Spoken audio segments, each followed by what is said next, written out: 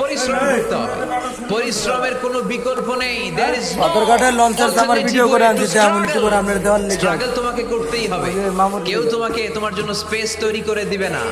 এই পৃথিবীতে কেউ কাউকে জায়গা দেয় না, এই পৃথিবীতে এসে জায়গা করে নিতে হয়। চিৎকার দিয়ে বলো ঠিক কিনা?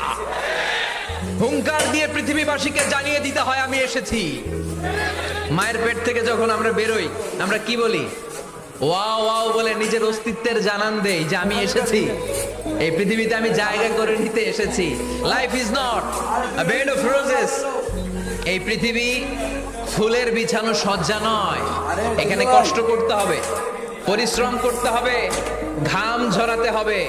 পরিশ্রমের ঘামে যে লোনা পানি থাকে, ওই লোনা পানিতে জন্ম নেয় সফলতার বীজ। এজন্য পরিশ্রম করতে হবে। সব নবীরা পরিশ্রমী ছিলেন, সব নবীরা কাজ করেছেন। সূরা জুমার এই 10 নম্বর আয়াতে আল্লাহ তাআলা আমাদেরকে মোটিভেট করে